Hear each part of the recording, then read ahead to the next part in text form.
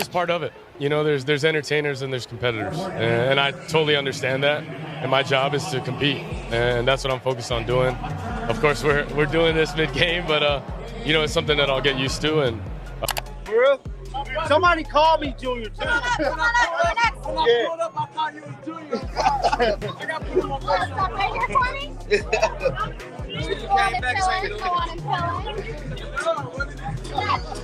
And it appeared that Dillon Gabriel fired some serious shots at Shedeur Sanders soon following the game. Guys, we're going all the way to Philadelphia for this one. Believe me, this story is heating up quickly. So here's the deal. Dillon Gabriel has found himself in hot water not just with Shedeur's fans, but with football fans all throughout the country. People are still talking about what happened during the post-game news conference. After the game, Gabriel was asked a seemingly simple question, but his response was unexpected. Man, that started a fire. Fans assumed he was referring to Shedeur Sanders specifically. The reactions to those clips on social media were savage.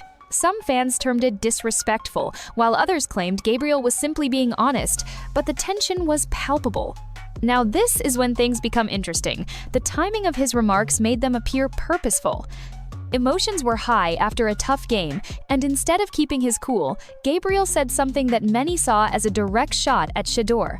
Whether he meant it that way or not, perception is crucial in athletics, and this time, Gabriel was perceived to have crossed a boundary. Of course, as the backlash began, reporters probed him on it, asking if he had intended to call out Sanders. And in that moment, Gabriel sought to backtrack, saying he didn't mean it that way. But let's be honest, by then, the harm had already been done. The fan community wasn't going to let this one slip. And before I offer you my opinion on whether Gabriel was truly out of pocket or simply misunderstood, let me repeat what he stated. Because when you hear his own words, you'll understand why this moment has everyone buzzing. Roll that darn footage. it's just part of it. You know, there's entertainers and there's competitors, and I totally understand that. And my job is to compete, and that's what I'm focused on doing. Of course, we're doing this mid-game, but you know, it's something that I'll get used to, and just want to be the best team that I can and create an environment where we can all go do our best work. That's all we want to do. Now that was Dillon Gabriel speaking after the game. And let me tell you, my boy John Liquidator 100,000% without a doubt believes Gabriel was firing shots directly at Shedeur Sanders. Say what you want, but the tone, the wording, the energy behind it, it all felt aimed.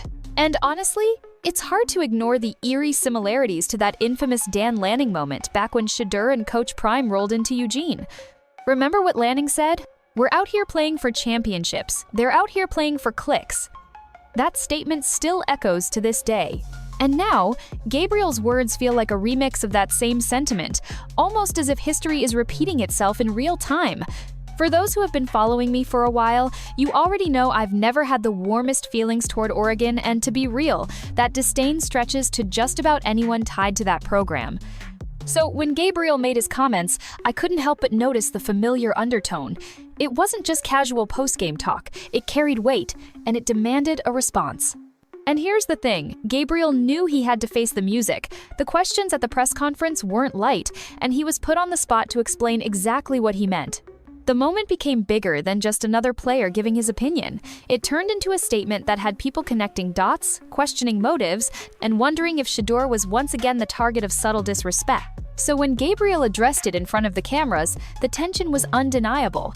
This wasn't just about a game. It was about pride, reputation, and the ongoing narrative surrounding Shedeur Sanders and the spotlight that follows him wherever he goes. Roll the footage. Yeah, no adrenaline. I think just more excitement.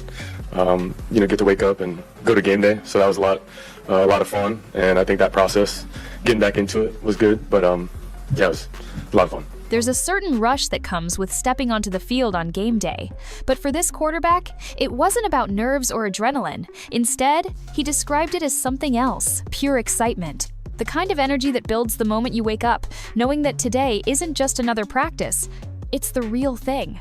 He admitted it was fun, that the process of preparing, stepping back into the rhythm, and feeling the weight of game day again was something he truly enjoyed. And in that small moment, you could sense his mindset. He wasn't overwhelmed. He wasn't second-guessing. He was locked in, eager to compete, eager to prove himself. Because for him, game day wasn't about pressure, it was about opportunity, the chance to show flashes of what he could become, the chance to prove that he belongs. But excitement alone doesn't guarantee success. And as the game unfolded, the real test began not just for him, but for the entire offense trying to find its identity. Your overall evaluation of how you did. Yeah, I think we'll still have to go back to the film and see how it is. But, for me, I think just continue to learn from maybe some things that, can happen, like turnovers. But I think other than that, there was flashes of being very consistent and clean as an offense. And I think as long as we consistently, work at that and then try to put more of those kind of drives together, you see our defense playing really well. And just putting each other in better positions. When the final whistle blew, the excitement of game day gave way to something much heavier evaluation. Every throw, every decision, every mistake was now on tape. And as he stood in front of reporters, you could tell he already knew the truth. The performance wasn't perfect. He admitted it himself. There were turnovers, the kind of errors that can't happen at this level. But at the same time, there were flashes. Moments when the offense looked sharp, clean, and efficient, moments that hinted at what could be if they found consistency. That's the word he kept coming back to, consistency. Not just one good drive here or there, but stacking them together, one after another, until it becomes the identity of the team. Because in the NFL, it's not enough to show potential. You have to prove it again and again every single possession. And he wasn't just thinking about himself, he pointed to the defense, to the way they were battling, keeping the team in good positions. That kind of effort demands an answer from the offense.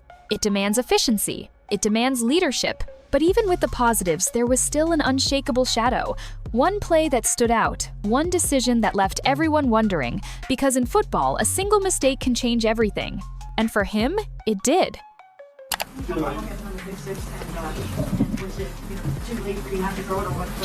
Yeah, I think for me, I look back and definitely want to just throw it away. Don't force anything, on a keeper, and felt like, there's just miscommunication on my part and something that we got to clean up, but I will, and we'll make sure of that. Every quarterback makes mistakes, but in a competition this tight, one bad throw can feel like a dagger. And in this game, that dagger came in the form of a forced play, the kind of decision that instantly makes you wish you could take it back. He didn't hide from it. He admitted he should have just thrown the ball away. Instead, he pressed. He tried to make something out of nothing, and it backfired. A moment of hesitation, a split-second misread, and suddenly the offense was staring at a costly turnover. But here's the key. It wasn't just about mechanics. It was about communication, or more accurately, miscommunication. He admitted it himself. The play broke down not just because of execution, but because he and his teammates weren't on the same page. And in the NFL, a single crack in timing, a single misunderstanding can unravel an entire drive. That's what makes quarterback battles so ruthless. You're not just judged on the touchdowns you throw, you're judged on the mistakes you don't avoid. And this one was glaring. Still, he stood on it. He said it'll be corrected, that he'll clean it up. But the reality is, in a race for the starting job, cleaning it up isn't always enough. Every decision is magnified. Every misstep is fuel for the critics. And as the pressure mounted, another question loomed even larger, a question that had nothing to do with his throws and everything to do with his future. Yeah, I'm not worried about that at all. Just focus on a day at a time. At the end of the day, some decision will be made that's best for the team, and that'll be it. So, I'm just focused on being my best version of myself, and contributing to our team and our QB room to be the best. And that takes every single day and one day at a time. So, way down the road. For most players, one mistake is just a lesson. But for a quarterback fighting for the starting spot, one mistake can become the headline. And make no mistake about it, this was more than just a game. This was an audition. The competition in the quarterback room is real. Every practice, every snap, every drive is being judged. Fans debate it, coaches study it, and players feel it. The pressure doesn't disappear when you walk off the field. It follows you into meetings, into interviews, into every single moment you're wearing the jersey. But when asked about it, he didn't flinch. He brushed it aside with calm confidence. He said he's not worried about the decision, that all he's focused on is being the best version of himself one day at a time. That's the kind of answer you expect from a leader. Someone who understands that stressing over decisions you can't control only wastes energy. Still, behind those words, the reality is clear. One choice will be made. A starter will be named. And every rep he takes could tip the scales one way or the other. Because in this league, opportunity doesn't wait. If you're not ready, someone else will be. And just when it seemed like his performance would be the only thing under the microscope, another concern started to rise. One that had nothing to do with decision-making and everything to do with his health. Yeah, just miscommunication as well. I got to be better there to help each other out on one that, knowing exactly where the launch point is. And that's something that'll be corrected and fixed as soon as possible. If battling for the starting job wasn't already hard enough, there was another problem lurking in the background, his hamstring. At first glance, it didn't seem like a big deal. Just something to work through, as he put it. But anyone who's followed football long enough knows a hamstring injury isn't just about pain. It's about uncertainty. One day it feels fine, the next day it flares up. Progress isn't always straight, it's unpredictable. He admitted it himself, some days are better than others. Some days he feels sharp, ready to go. But on others, it's a grind, a reminder that the body doesn't always move at the pace of the mind. And for a quarterback, especially one under the microscope, every step, every throw, every hesitation will be scrutinized. Fans began to wonder, could this slow him down in the race? Could it be the very thing that tips the balance in the competition? After all, no coach wants to gamble on a starter who might not be 100% when the season begins. But here's where things get interesting. He didn't use the injury as an excuse. He owned it, said it's unique, said it's something he'll continue to strengthen, and promised it wouldn't stop him. That kind of determination plays well in a locker room, and it might just play well with the coaches too. Still, while his body was being tested, his words ended up drawing even more attention. A single comment he made suddenly blew up, creating a new kind of controversy, one that spread far beyond the field. I've seen you by now. Coming. Yeah, they talking about it. We coming. We doubting us. We coming. They saying. We coming. They think it's a game. We coming. I don't give a damn what they say. You best believe it. Sometimes, it's not the throws that spark the biggest headlines. It's the words. And in this case, a single comment lit up social media like wildfire. He was asked about the difference between entertainers and competitors. His answer was simple: the media are entertainers, and he's a competitor. At first glance, it seemed harmless. Just a way of separating his job on the field from the job of reporters off it. But in today's world, nothing stays simple for long.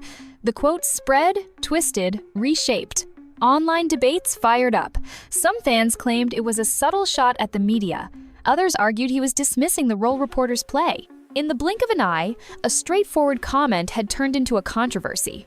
When asked to clarify, he stood his ground. He explained that it wasn't an insult, it was perspective. The media have a job to do, players have a job to do. Two different roles, but both important. To him, that's just the truth. Still, the damage was done. Once a comment becomes a headline, it takes on a life of its own.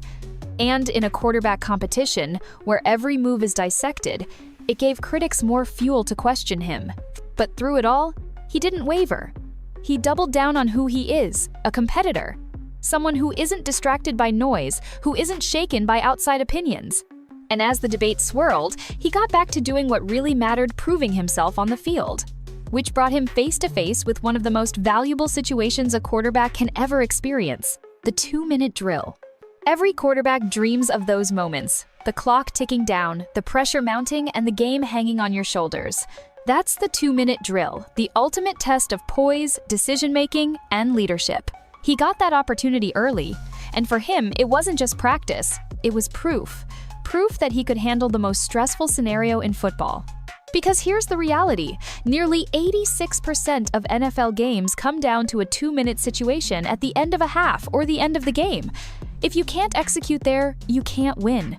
He admitted you can try to replicate it in practice, but nothing compares to actually being in the moment. The urgency is different, the pace is faster, every second matters. And in those situations, mistakes are magnified. One bad decision doesn't just cost yards, it can cost the entire game. But instead of crumbling, he showed composure. He moved the ball, got his team into scoring position, and proved he could think clearly when everything was on the line. For a young quarterback in a heated competition, those are the kinds of moments that can change minds in the locker room and in the coaching staff's office. Because in the end, stats are important. Arm strength matters. But when the game is on the line, coaches want to know one thing. Can you lead us down the field when it matters most? And after that drill, the confidence around him seemed to grow. But he wasn't done yet. The next test wasn't about surviving pressure, it was about setting the tone from the very beginning. If the 2-minute drill is about surviving pressure, the opening drive is about setting the tone. From the very first snap, the quarterback has one mission: show the defense, the crowd, and even his own teammates that this offense came to play. And that's exactly what he did, marching his team down the field, finding rhythm early, and putting points on the board. For him, it wasn't just about the scoreboard, it was about confidence. When an offense scores on its first possession, the energy shifts, the sidelines come alive. Suddenly, every player believes the game is theirs to control. He gave credit where it was due. The offensive line dominated up front, creating lanes in the run game and protecting the pocket. Receivers weren't just catching passes, they were blocking downfield, fighting for every extra yard. It was a team effort, and he made sure everyone knew it. But what stood out most wasn't perfection, it was resilience. Even when a sack pushed them back, even when a 3rd and long threatened to stall the drive, they answered. They converted, they fought their way forward. And that's the kind of drive that coaches love to see, not just explosive plays, but toughness when things don't go exactly as planned. Still, opening drives are only the beginning. Games aren't won in the first quarter. The true test of an offense comes later, in the red zone, on 3rd downs, and in the tightest moments. And that's where the spotlight was about to shine next. If opening drives set the tone, then 3rd downs and red zone plays decide the outcome. Coaches always say football is a game of situations, and this quarterback knew it better than anyone. On 3rd down, the pressure is simple: convert or hand the ball back. Every decision is magnified, every throw has consequences. And in this game, he managed it well. Time and time again, he kept the chains moving, refusing to let drives stall. That's the mark of a quarterback who isn't just chasing highlight plays, he's controlling the flow of the game. And then there's the red zone, the most unforgiving part of the field. Defenses tighten up, space disappears, and mistakes turn deadly. He acknowledged it himself. Turnovers and negative plays are killers. You can't afford them, not here.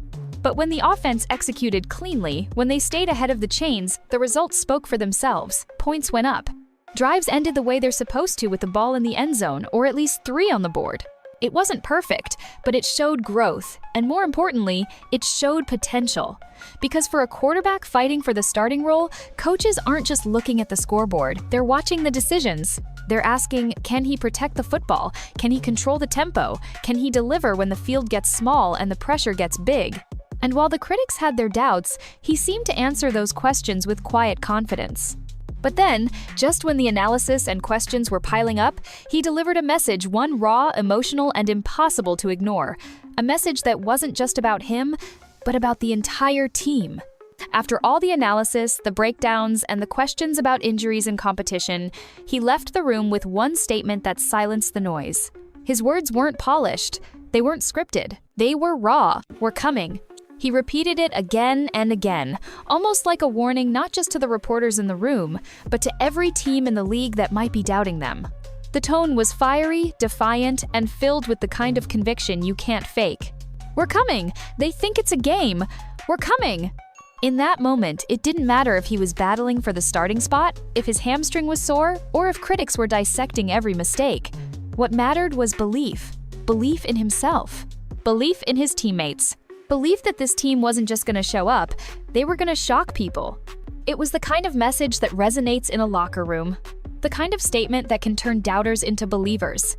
And whether or not he wins the job, whether or not he starts week 1, one thing was made absolutely clear: he's not backing down. Because for him, this isn't just about surviving a quarterback competition. It's about proving something bigger.